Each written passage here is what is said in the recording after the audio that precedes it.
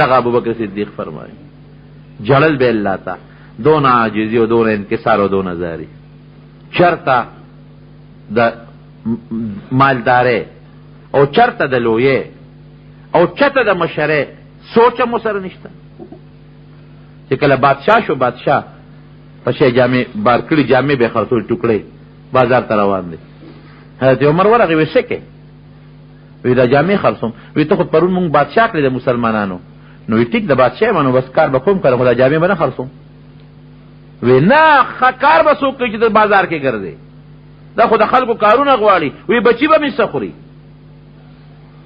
چې دا کار وی ترازه درې واستو خلک را جمع کړل وی ابوبکر خو تاسو ته پته چې خپل کاروبار د رزق برابر د پاره کافی دي خو دې خو زمون په خپل د مسلمانانو په کار کې بند کو بادشاہي مو حواله کړه تنخواه ولا مقررول پکار دي تنخواه ولا مقرر کړه یو ځل ورته بچی وای خدا ورته وی د چې ته ګور خپل کاروبار به کوو مونږ به لګه خو وروړې خوړه خو خوراک به مو کو نو چې بادشاہ شنو سر په سر وروړې خورو د ماشومان او الوا ته لکېږي یو مخصوص الوا باغی په خول کجور او د زیتون د تیلونه نو زه سوکم ما سره سدي زه خو بیت المال پیسې پتا سو نشم لګول وینه ته اجازه تو کنه استاد تنخواه کې مونږ بچت راول وی اجازه ته نو هغه به یو سو روزه ډېر روزه تنخواه کې لګي لګي پیسې به جمع کولې بچ کولې به او ډوړې به کما خوړه ترکاری به کما پخوله لګي بچت راوستو یو ځلې ډوړې الوا پخ کړه ابوبکر صدیق له راوړه وی دا کم ځای و وی دا بستا په تنخواه کې مونږ لګه لګه بچت کول نو د الوام په پخ کړی ده وی سونه به بچت کولا وی یاره دونه بم بچت کولا وی پتاو لګی چې زما پر کم تنخواه گزاره کیږي چې تا پکې بچت کو بیت المال والی ته خطو لګوي زما تنخواه نن پس دونه نه کم کې مونږ بوکل تال کو تنخواه زیاته کې او زما کم کې تنخواه په بیت المال بوج را نشي نو هغه ابوبکر صدیق سونا عاجزی کوي افسوس کده غیاوي افسوس کده وجود یو وختوي افسوس کده مرغه وي او یا دغه حضرت عمر فاروق رضی الله عنه حضرت عمر رضی الله عنه سونه لوی شخصیت حضور پاک مبارک فرمایي لو کان بعدی نبیا لکان عمر وې دمانه پس خو بل پیغمبر نشتا او ناراضي خو کدوانه بخ کې بل پیغمبر نو عمر فاروق بم وې په دنیا کې مې دو وزیران دي یو ابوبکر او یو عمر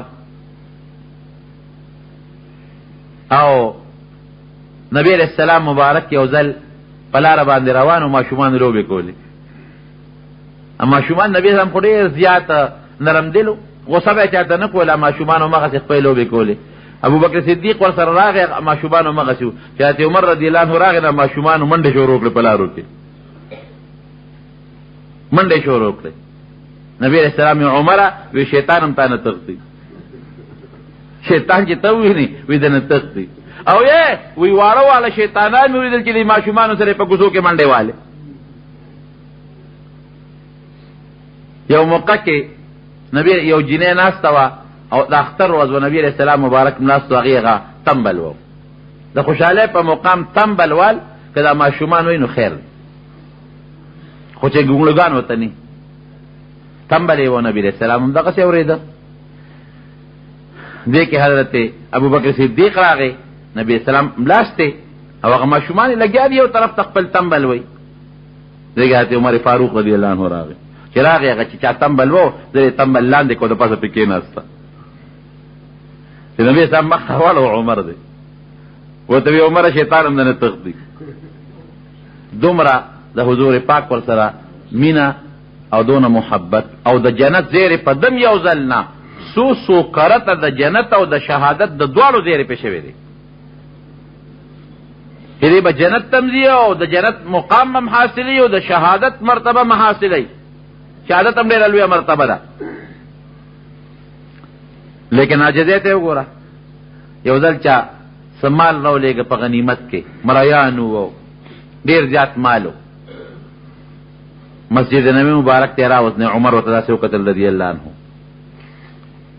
نو چې ورته وکتل نو وړکې لږ فخر غوندې راغی او داسې مجاهد یم چې دونه غنیمت مې وګټه دونه علاقه مې فتح کړه دې اړه کې لګل لوی به ورته وایو، موږ ورته لوی نه وایو، خو هغه اعجاب المرء بنفسه کې حدیث سره تعبیر راځي دی، یو پټې د خپل دغه ورته خوښ شو چې ګوره ما نور څونه کار رانه الله واغېسته، بس فورا صحابي ته حکم وکړو وی خلک راغون که جومات ته، څوک نه دي خبر دی نه وی ضروري تقریر به کوي.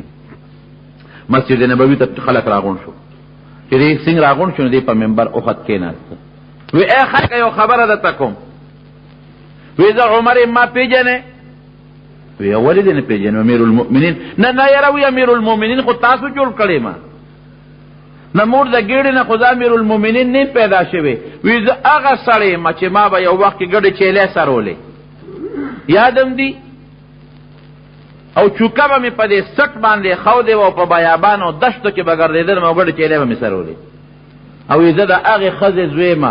ای خلکه واورئ چې مونږ کره به د ډوډۍ درک نه لګېده، نو زما مور به غوښه اوچه غوښه چوپله. عربو کې به د فقیرۍ دپاره دا یو محاوره استعمالېده، فلانکې ډېر غریب دی وی مور یې اوچه غوښه چوپي، فلانکې ډېر مسکین دی نو خلکو به یې مور یې اوچه غوښه چوپي، وی مونږ هغه فقیران او مسکینان خلک وو چې زما مور به اوچه غوښه راواغېسته او چوپله به، او وی زه هغه سړی وم چې په شا به مې چوکۍ ښودې و ما به ګډې چیلې سرولې، وی ما اوس هم وپېژندم چې هغه یم که نه، دا هغه سړی یم، د خطاب زوی یم. دا خو د نبي علیه السلام برکت دی چې ما ته خلک سړی وایي.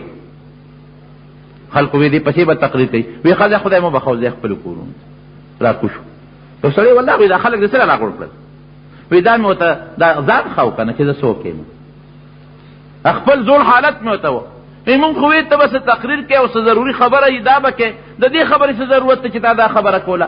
وی دا غنیمت راغی او دا اسونه او مریان پکې وو، نو چې ما ورته وکتل نو ما ته دا خپل ځان داسې یو پوټې له غوندې اوچت ښکاره شو. ما وی چې عمره دونه خو نه اورېږه چې دا خلک راغونډ کړم چې دا خپل قبر دې ځمکې له روبرو، زه خو ډېر کمزوری سړی، دا حقیقت دی. که دا سپینه جامه ته اغوستې ده دا چا در کړې ده؟ الله. که د نه اوس وغواړي الله ګواه دې قسم درته خورم که وغواړي که دا مال دولت دې بېګا تم پاتې شي، داسې مو ډېر لیدلي، او که دا بچي در کړي چا در کړي دي؟ الله. که وغواړي په دې چرګانو چې الله مرض راوړي په یو ساعت یې بېغمه کي که نه کي، او ډېره مو لیدل چې په یو ساعت ورته دا بچي راوپرځېږي ختم شي، که وغواړي اوس یې نه اخېستې شي. او د عزت چا در کړی دی؟ الله. دا هم الله را کړی دی. که وغواړي د عزت سړی وي دغه ځای کې خلک بې عزته کي، چا سره سترګې نه شي لګولی،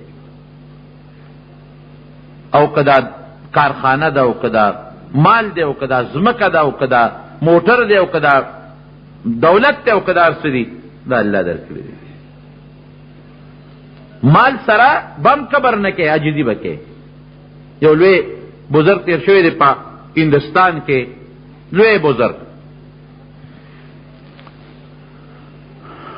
قطب الدین بختیار کاکی رحمت الله علیه، قطب مینار سره د هغه لاندې قبر دی، قطب مینار سره ډېر لوی بزرگ د زمانې تیر شوی دی.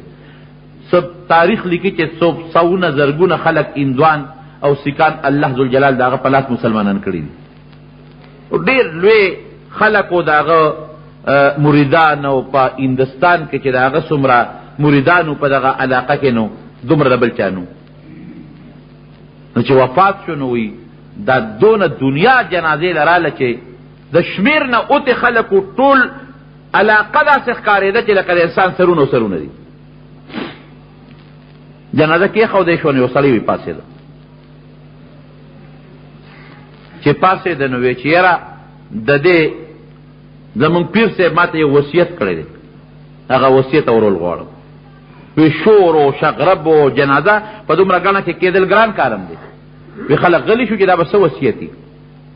وی ما ته بختیار کاکی رحمت الله علیه دا وصیت کړی چې به جنازه به هغه سړی کوي چې هغه کې 15 صفت دی. یو صفت پکې دی چې په خپل ژوند کې تکبیر اولا تکبیر تحریمه ته نه پاتې شوی، امام پسې تکبیر تحریمه لزم به رسولي. دویم پکې دا صفت بی چې تهجد به نه قضا کړي په خپل ژوند کې.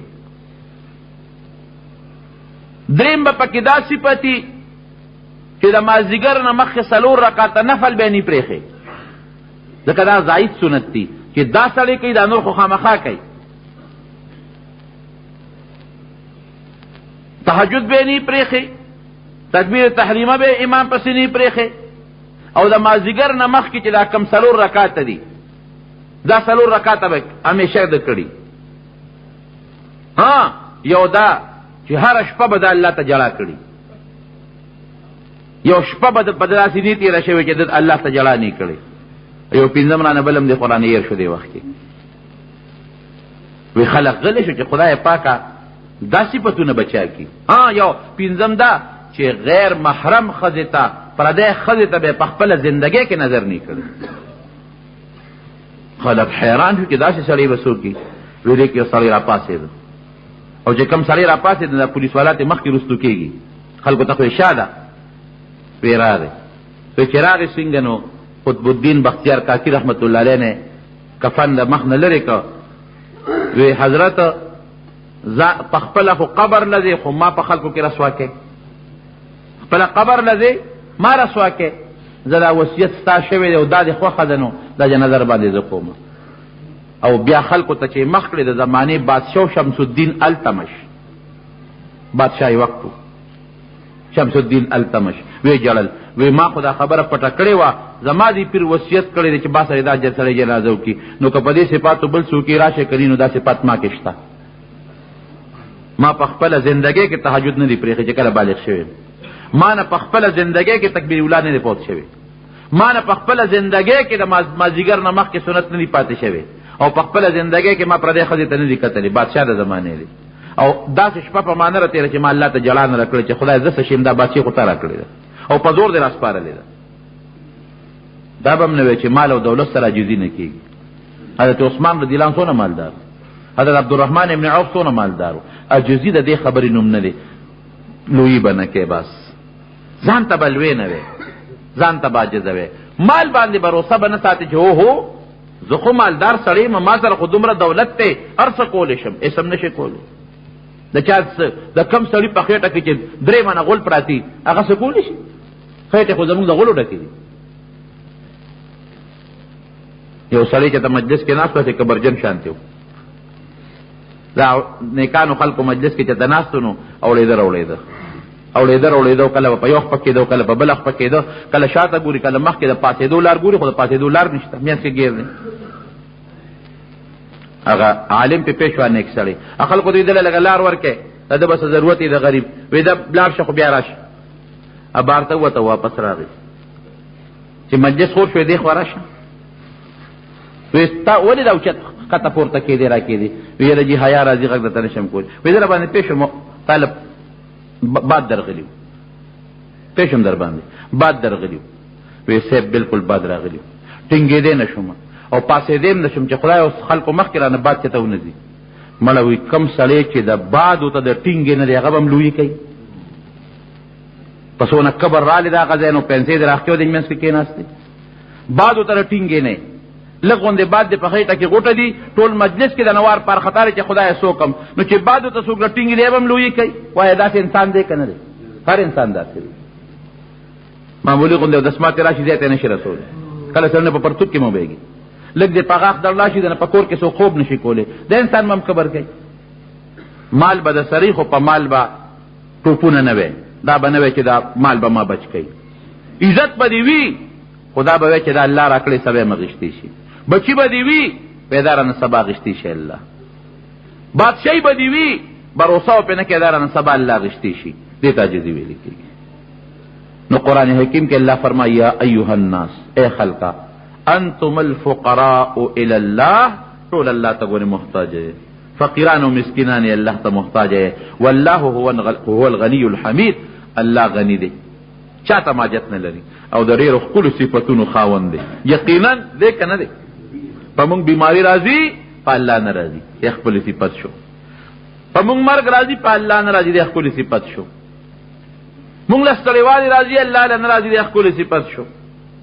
موږ له بدرنګتوب راځي الله خشته دی بدرنګتوب ولا نه راځي، دا د الله ښکلې صفت شو. موږ له عجزوالي راځي الله د ډېر لوی قدرت او طاقت خاوند شو. ان یشأ یذهبکم، که الله وغواړي تاسو به ختم کړي، ویأتي بقوم جدید، نوې براولي. او که ته وایې دا به څنګه وي، وما ذلک علی الله بعزیز، الله وی دا په ما څه ګرانه خبره نه ده په سکندونو کې کولی شي. نو موږ ورونو ډېر زیات محتاج یو. الله نه به هر وخت تمام کو یره بم کو. ګورئ حضرت عمر رضی الله عنه فرمایي په یو موقع وی که چرته د قیامت پر الله اعلان وکړي چې یو کس جنت ته لاړ شي باقي د ټول جهنم ته لاړ شي بالفرض، ټول دنیا د جهنم ته لاړ شي یو کس جنت ته لاړ شي، وی ابا زیما وی د الله نه مې دونه امید دی. او وی که دا اعلان وکړي چې ټول جنت ته ځي یو کس دوزخ ته ځي، ابلیس تم جنت ته ځي بالفرض، ابو جهل دم ځي، ټول دي ځي، یو کس به دوزخ ته ځي، وی یریږم به ابم ویم چې دا به زیما. خوف و رجا ورته وی الله نه به یرم کې او د الله نه به تمم کې. اوله نطفه واخره جیفه وفيما بينهما حامل للعذره. اول د انسان نطفه ده ګنده، اخر د انسان مرداره ده چې په قبر کې پریوزي، که نیک و خو ډېره ښه ده، که نیک نو په د چنجو جاله ده، او په دا مابین منځ کې څه دي په دا خېټه کې ګندګي ځان سره ګرځي. زما وروڼو مونږ پیدا د خاورې نه یو، مونږ کې عاجزي به لوی به نه کو. بس انتم الفقراء الى الله والله هو الغنی. تاسو الله ته محتاج یې، فقیران یې، مسکینان یې، پلاران نه یې. دا الله پشان کې پلاران نه یې، لوی او کبر به نه کوي. الله محتاج دی، الله محتاج نه ته محتاج. حضرت ابوبکر صدیق رضی اللہ عنہ حالات میں قتل حیران شم کہ خدای پاک دے انسان لکم مقام ورکړی دی. د نبی کریم صلی اللہ علیہ وسلم څومره محبت دی انسان سره، دومره مینا چې څومره زه ګورم. یو ځل د نبی علیہ السلام مبارک نه چا تپوس وکړ، وی د الله رسول بیبیانو کې درته ګران څوک دی؟ بیبیانې خو یې ګڼې وې، وی عایشه. او په سړو کې درته زیات ګران څوک دی؟ وی د دې پلار ابوبکر. نه خپل تره یاد کړه چې عباس، حالانکه بل ځای پې خفه شوی دی چې هلک ضرر رسولی دی، وی عباس خو د پلار په ځای دی، وی د ده به قدر کوي. او نه د خپل تره زوی په دې مقام یاد کړه، نه بل یاد کړه، نه بل یاد کړه، حالانکه د ټولو مرتبې شته. ټول د نبی علیہ السلام رشتہ داران دي، زمونږ د سر تاجونه دي، لیکن وی څوک دی خوښ دی؟ وی عایشه. په بیبیانو کې وی په سړو کې څوک زیات؟ وی ابوها د دې پلار ابوبکر. دا د نبی کریم صلی اللہ علیہ وسلم محبت دی ورسره. او یو مقام کې فرمائی، دا حضرت بلو زمون په ترمذی شریف کې غالبا تیر شو، یو حدیث کې تیر شو چې دا حضرت عمر او د ابوبکر صدیق یو بل سره لږ غوندې اختلاف راغی، خامخا پر ورولۍ کې خلک کله جګړې کوي. عمر ته لږ غصه شو، نه ابوبکر صدیق نو عمر ته خفه شو، بیا رضا کو، ما نه غلطي وشوه ما معاف کا. نو عمر خفه و خو لږ جذباتي مو، اته کور ته لاړ. نو حضرت ابوبکر صدیق ورپسې کور ته ورغی چې سړی مې خفه کړی دی، خوشحالو مې. نو چې دی ورغی هغه په دروازه دننه شو، نو عمر د دننه نه دروازه ورته بنده کړه رضی الله عنه. ابوبکر صدیق خفه شو چې سړی خو زه رضا کوم او دی خو ډېر خفه دی، نه رضا کېږي. کور کې رانه ننوته او دروازه یې بنده کړه، دا به څه کېږي؟ لاړ نبی کریم صلی الله علیه وسلم له جومات ته. حضور پاک مبارک مرګرو سره ناست و چې ابوبکر خفه دلګیر را ور روان دی چې ما خو عمر خفه کړی دی او ما نه خو راضي نه شو. نبی علیہ السلام مرګرو ته وی وی دا سړی چې را روان دی چا سره جګړه کړې ده، وی مخ نه معلومیږي. هلته عمر فاروق رضی الله عنه ستومانه شو، دا مې څه وکړل؟ ټیک ده چې زه ابوبکر صدیق خفه کړم، خو بیا رضا کولم، په کار دی چې رضا شوی و سره. نن فورا نبی علیہ السلام له راغی، ورته پته و چې ابوبکر به هملته تلي. دی راغی، چې راغی نو حضرت ابوبکر صدیق رضی اللہ عنہ حضرت عمر فاروق رضی اللہ عنہ ورتا دغه کوي وی سیب دزه خپکلما او بیا زیر رضا کولما، او چې زیر رضا کولما نو دته کور ته لاړم او دروازه مې بنده کړه. اوس نبی علیہ السلام لپکار داو چې نسبت ابوبکر ته ویلو چې یاره نه به خپه کو، او بیا به عمر ته ویلو چې عمر خیر دی چې رضا کولې نو زر به رضا شوی. دا طریقه وکنه. لیکن نبی علیہ السلام مبارک سوی فوراً وی تاسو زما دا مرګري په قلار به پرېږدئ؟ ابوبکر یې دی دی به معاف کې، دی به په ارام پرېږدئ؟ ولې دته تکلیف رسوي؟ چې دا خبره وکړه او نبی علیہ السلام مبارک غصه شو، او یو وخت هغه چې تاسو مال الله پیغمبري راکړه نو تاسو ټول وی کذب ته دروغ او دی ابوبکر وی صدق ته رښتیا وی یو دماته وی ته رښتیا وی لومبه په مومن په انسانانو بالغانو کې او په نبی رسول الله ایمان حضرت ابوبکر صدیق راوړل دي نو چې مال الله پیغمبري راکړه نو تاسو ټول وی کذب ته دروغ وی او دا یوازې ابوبکر چې د صدق ته رښتیا وی د په ایمان راوړل دي معاف پکې پرې به ده ابوبکر صدیق لکه وی چې نبی رسول الله عمر ته غوسه شو وی دا الله رسول غلطی زما وا ما غلطی کړې ده ګوره غلطی زما وا او سره راغی نبی علیہ السلام فرمایي دی به پرې ده معاف به کې ولې دا تکلیف ورکوي غلطی ته شو معافي غواړي عمر ولې نه معاف کو دروازه دی ولې ورته بندول او حقیقت هم دا ده د حضرت ابوبکر صدیق په شان کې لیکي چې کم وخت د مور نه پیدا کېده یو غیبی आवाज شوی د مور نه پیدا کېده مور ته یو غیبی आवाज شوی یا امت الله بالتحقیق ابشری بالولد العتیق اے دا خدای وینځي دا الله وینځي په تحقیق یو خبره وره یو پاک بچی الله درکې دا غي زیری قبول کا غیبی आवाज وته کېږي دغه وخت نبی علیہ السلام د نبوت داوم نه کړی ابشری بالولد العتیق اسمه فی السماء صدیق باسمان کې ردنم بصدیقی وبمحمد فی الغار رفیق یو سړی به محمد صلی الله علیه وسلم دا هغه د غار مرګری به وای دین هغه ته مرتبه بل کې دي نشي کې حیران شي سړی د تبوک د غزا متعلق چې کله نبی رسول الله مبارک چنده غونډوله jihad د پاره چې پیسې راغونډه کې د هرقل د روم د لوی سپر طاقت سره jihad د غیلزو نو ابوبکر صدیق رضی الله عنه ډیر مال مشهور قصه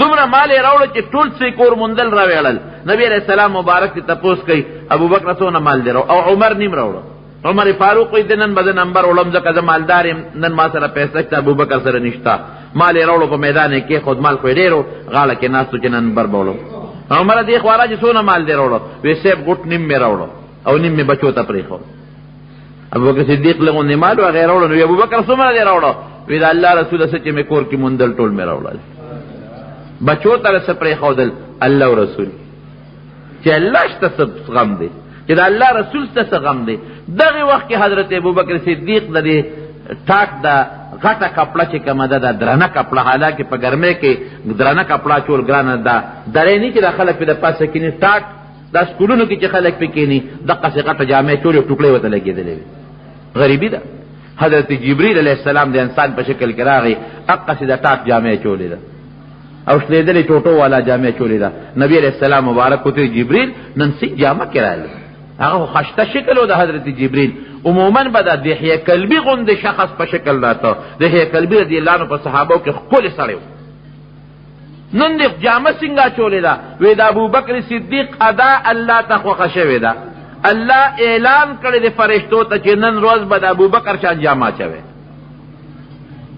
ما ځکه دا جامه غوسته ده دومره الله ته خوښ انسان دومره الله ته ګران انسان دغه رنګ حضرت عمر فاروق رضی الله عنه څومره الله ته خوښ انسان یو مقام کې نبی کریم صلی الله علیه وسلم فرمایي کله حضرت ابوبکر وی چې کلم زه د نبی علیہ السلام سره ما ملاقات کړی دی نو یې ماته مسکا کړی ده ماته چته پتندې ګونجې نه دی راوسته ما متخندلې دی او ماته مخندلې دی داسې مقام نه دی راغلی او یقینا د دین د پاره او د اسلام د پاره ډېر انتهایی قربانیم کړی دي کنه لومبه مؤمن په نبی علیہ السلام لومبي ایمان په بالغانو کې ده چې نبی علیہ السلام مبارک ورته ابو بکر دا خود یارانه دوستانه و د ماشوموالي لکانه وی چې ما ته الله نبوت راکړ څنګه دی خوخه ده امنت بک بس نن مې در باندې ایمان لا سره دی ځکه او صدیق وته لومبه تصدیق د پیغمبر علیہ السلام شک او شبهه پکې نشته ما ته معلومه چې درشتيونه دروغجن خو نه خبر خلاصه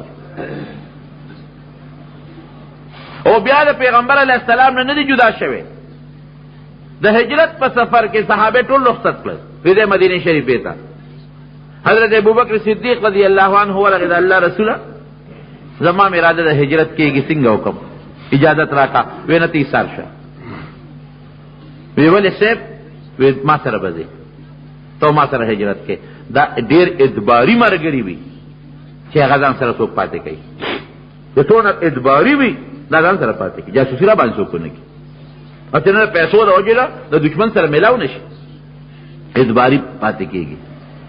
بس د فوراً دی پوه شو، وی 2 خانې مې واغېستې، هغې له مې د کیکر پاڼې ورکولې، د دې غټ کیکر چې دا سربي شي هجرت له تیارې شي.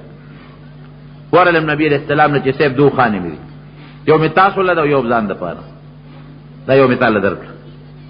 نبی علیہ السلام وینا زه به درنه اخلفو په پیسو، وینا صاحب غشتې مې تاله ده، وینا اما بغیر ثمن فلا، بې پیسو به نه ده، دا به په پیسو اخلم.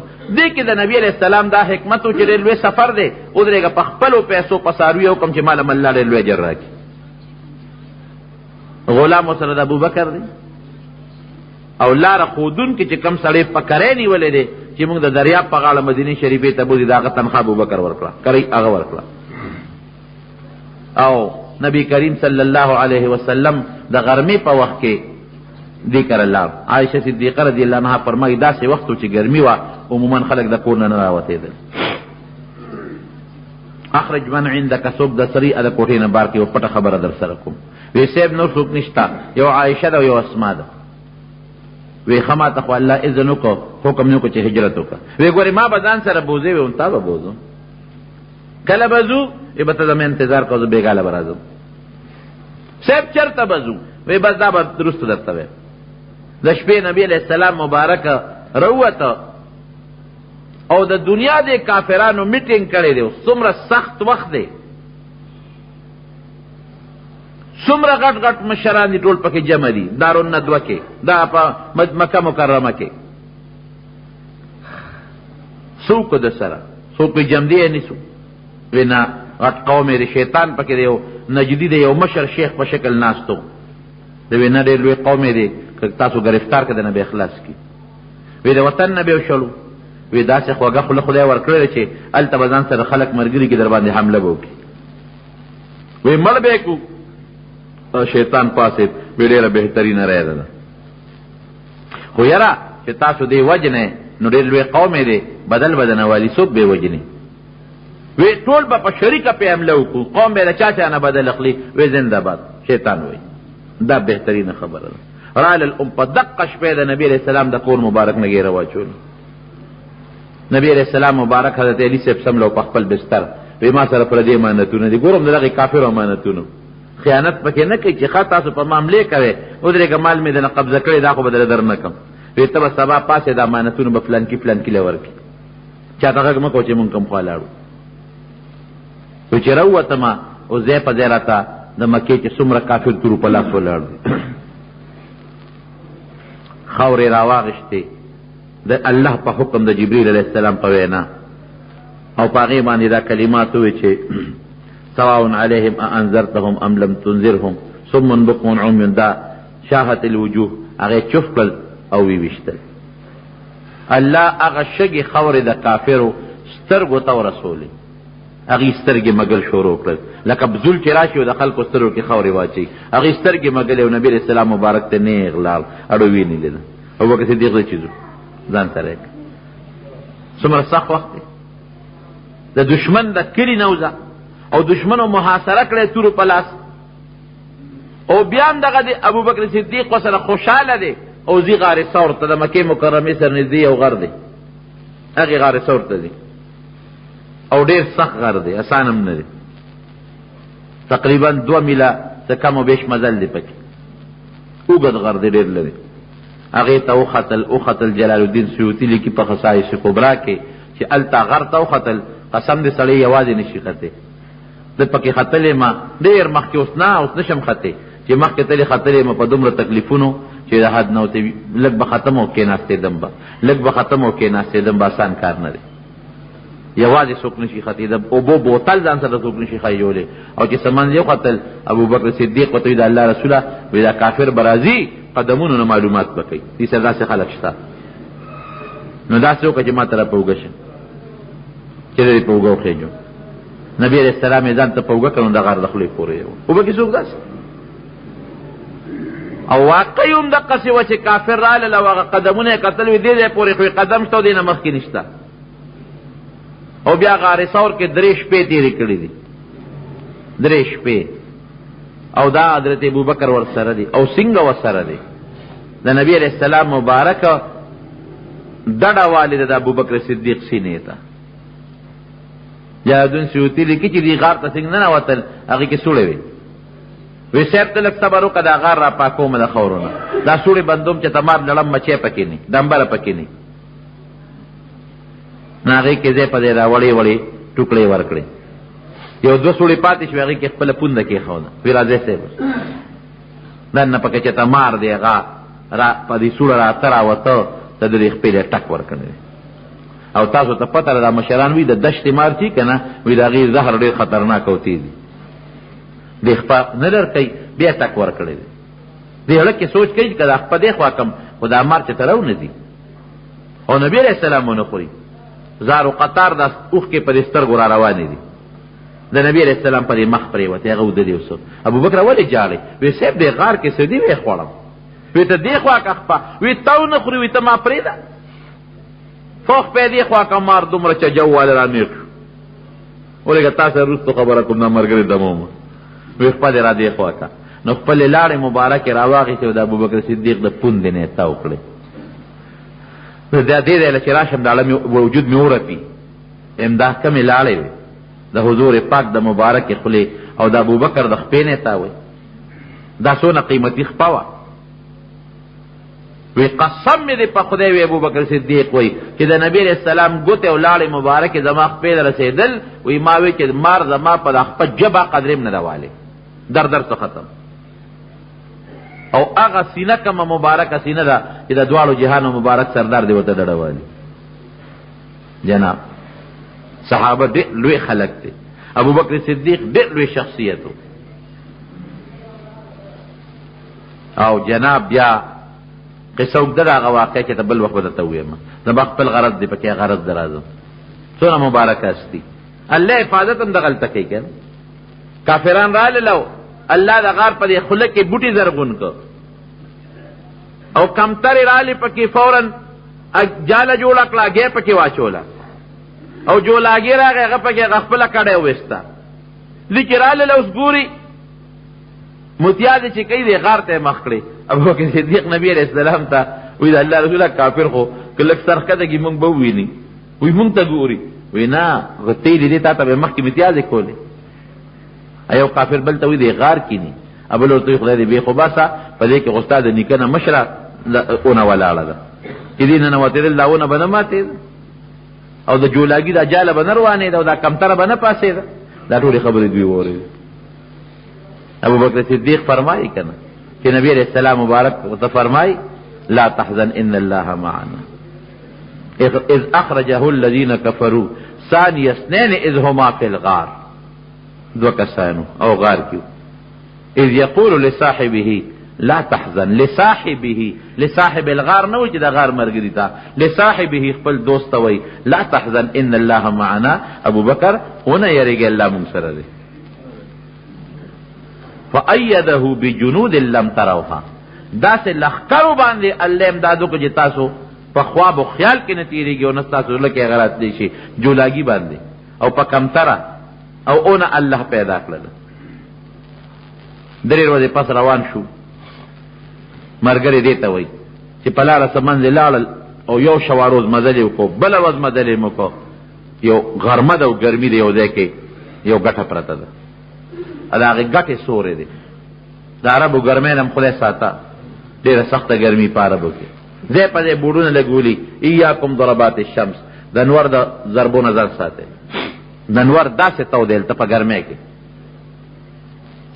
او بیا د ګټې سورې به لا څنګه سوري ګټه خو چې ګرمه شي خو بنده ورسره ټینګېدی نه شي خو بل څه شته نه وی د الله رسوله وی دا ګټه ده نو که دې خوښی کې دی کې درته څادر واچوم وی بوټې دمه شي یو شپونکي وم دې ګټې لره روانو وی ما زر څادر واچو نبي علیه السلام مبارک ته مې ځای برابر کړه چې صیب د دلته سمله او زه لاړم هغه شپونکي پسې وی ما ورته چې لکه څوک یې پلان کې یم دا ګډې چیلر څه چا دي وی دا د فلان کې دي وی مې پېژنم چې دا کوم سړي دي وی مې چې اجازت ته شته چې لږ پیراله راکړې وی بالکل وی مې چې ښه یو چیلر هلوله شه غلاز ولا وسنډره دې شګونه وی هغه غلاز وسنډل او د هغه چیلر نه پیره ویستل وی ما ځان سره یو لوښی د کور راوړو د نبي علیه السلام دپاره چې هغه پکې اوبه مو بس کړي. وی هغه لوښی مې کیپی واچولو او اوبه را سره وې، هغه اوبه مې پکې ورواړو چې لسي مې ترې جوړه کړه. وی رالم نبي علیه السلام چې د انور واوړېده نو مې راویښ کړ چې د الله رسول لږ پی مې دله برابر کړل کسکې. وی هغې وڅکل. وی ډېر زیات پې خوشحاله شوم. ابوبکر صدیق وی مې چې ځو نه؟ وی زه چې ځو.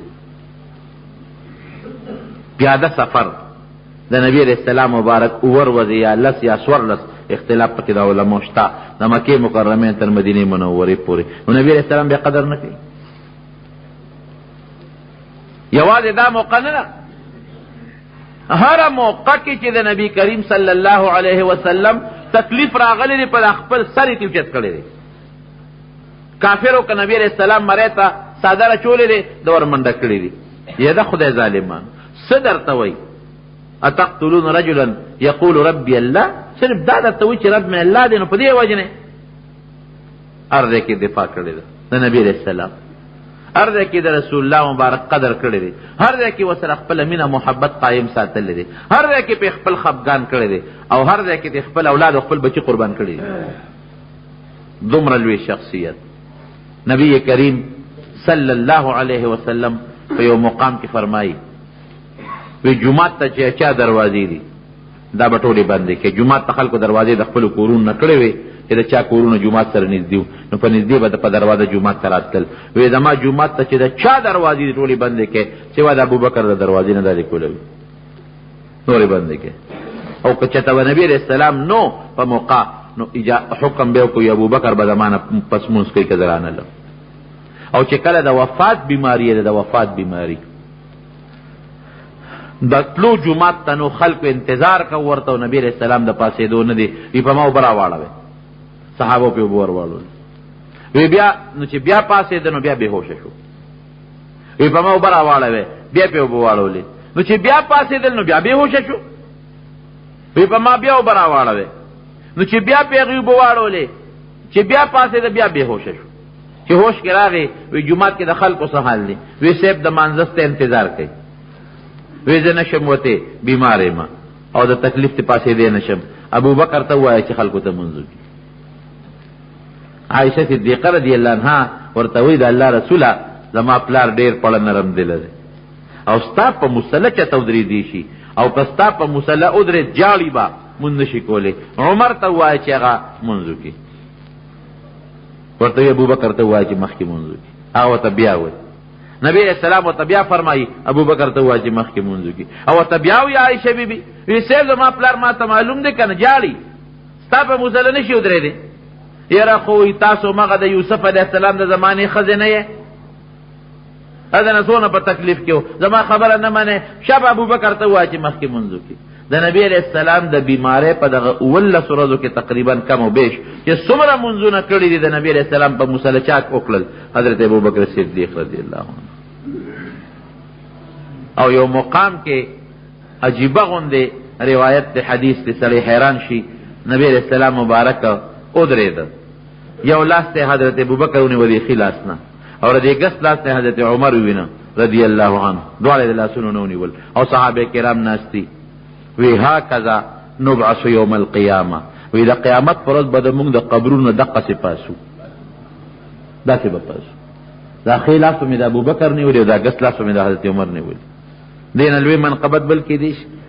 موږ خو یېرېږو که نه چې خدای قبر به م څنګه، الله پاسېدل به م څنګه، الله پل صراط باندې تلل به م څنګه، الله ته به څه کوې را سره. او دا یره په هغې مو، لیکن دې منقبت ته وګوره چې وی هکذا نبعث یوم القیامه، قیامت پر دقسې به پاسو د قبر نه. او مغسې وشوه چې کوم ځای کې نبی کریم صلی الله علیه وسلم دفن دی، ورته حضرت ابوبکر صدیق او حضرت عمر رضی الله عنهما خوا کې دفن دی. چې څنګه څونه منقبت که زر ځله دی په نبی علیہ السلام درود سلام وی، نو ورپسې په حضرت ابوبکر او په حضرت عمر هم سلام وی. دومره لوی منقبت، دومره لوی شان. یو ځل نه څو کرته حضور پاک مبارک د جنت زیری ورکړی دی. یو ځل نه، سړی یو ځل وایي که نه، یو ځل نه څو کرته فرمایلی دي ابوبکر فی الجنه، ابوبکر به جنت کی، عمر فی الجنه، عمر به جنت کی. بیا فرمایي ابوبکر فی الجنه، عمر فی الجنه. لیکن دغه ابوبکر څونه لوی شان خاوند دی. یا جناب د قیامت یو حدیث کې دا هم راځي چې د قیامت پر ورځ زما امت کې لومبي حساب کتاب به ابوبکر صدیق سره کېږي، لومبي حساب کتاب.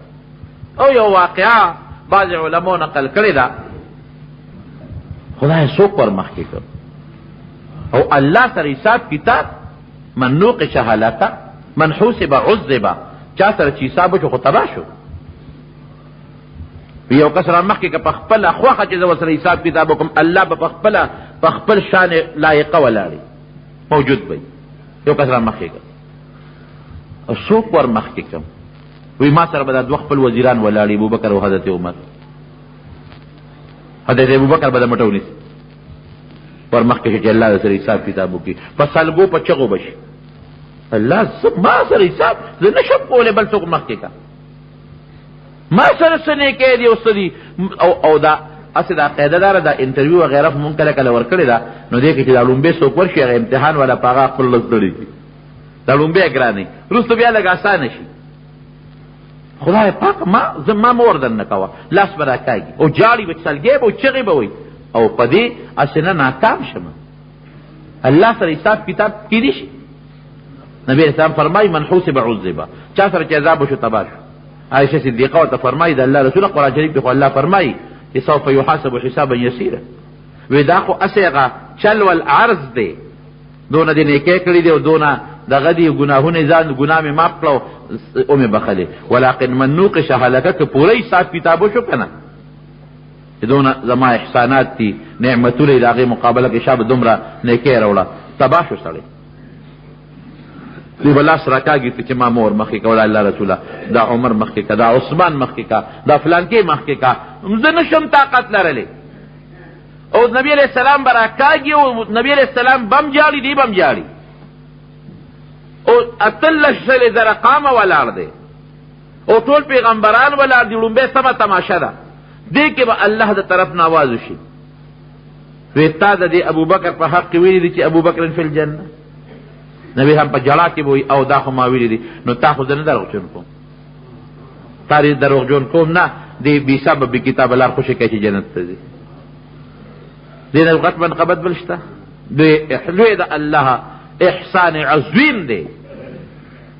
او سره د دې نه ابوبکر صدیق به باغ ته لاړ، نو په جړا به شو. افسوس ارمان که زه د وجود یو ویښته وې نو څه خبه وه، کټ شوی بم ختم بم، که دا مرغی وې نو څه خبه ومه، زه یو ځل به مرګ راغلی او ختم به خبره. افسوس که زه ګیا وې نو څه خبه وه، یو ځل به ریبلی شوی یم سارو به خوړلی یم ختمه به ومه. هسې نه الله په قهر او غصه نشي راته، که په قهر غصه شوې نو بیا خو ختمېدل نشته که نه د الله.